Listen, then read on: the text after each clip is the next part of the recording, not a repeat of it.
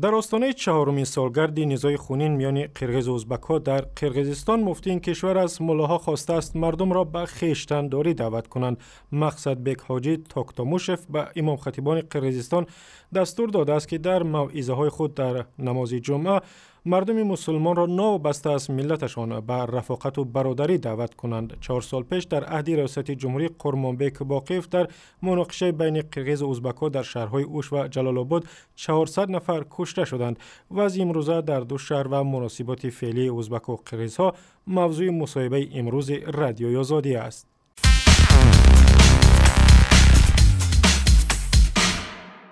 گلایم سلام علیکم و بگویید که در آستانه حادثه‌های خونین ماه ایون در شهرهای اوش و جلال آباد مقامات قرقیزستان چه چاره‌های امنیتی اندیشیدند؟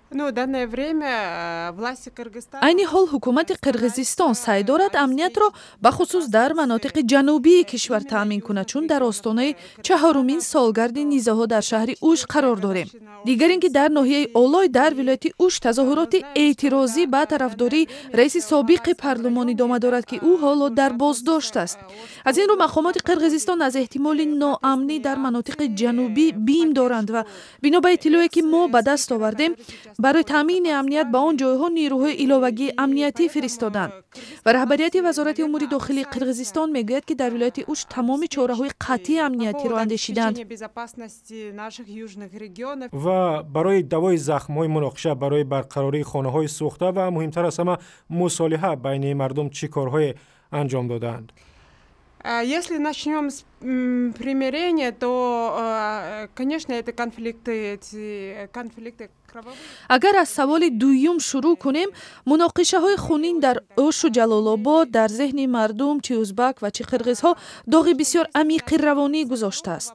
در نزاع جامعه قرقیزها و البته بیشتر ازبکها رنج کشیدند و حکومت قرقیزستان این را میفهمد.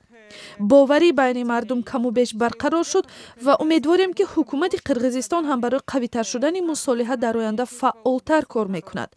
از نظر زیان مالی در محله‌های نزاع 2000 خانه و انشاءات تجارتی و صاحبکاری خراب شده است. بعد مناقشه حکومت قرقیزستان با کمک سازمان‌های بین‌المللی مخصوص برای برقراری منطقه 300 میلیون دلار اختصاص داد. اکثریت خانه‌های ویران شده را برقرار کردند، ولی هنوز هم شکایت‌های وجود دارند که نه همه آنهایی که تجارتشان خسارات دید به دلیل انجام نیافتن تحقیقات حادثه‌ها جبران گرفتند. و مقامات چی میگویند؟ چی کار باید کرد که مناسبت بین دو مردم ازبک‌ها و قرقیزها دوستانه بماند و مناقشه ها تکرار نشوند؟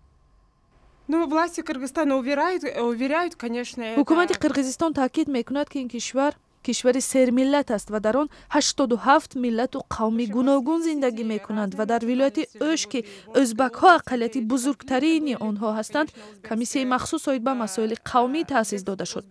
بعد مناقشه استراتژی مخصوص دولتی برای جلوگیری از چنین حادثه ها قبول شد و سازمان های بین المللی هم برای نزدیک شدن ملت ها طرحهای گوناگون عملی میکنند. مناقشه های اوش و جلال آباد یک سبق تلخ برای ما و تمامی کشورهای منطقه داد و ما باید آن را فراموش نکنیم. تشکر. گلایم مشکی و خبرنگاری بخش قرقیزی رادیو آزادی بود که با ما صحبت میکرد.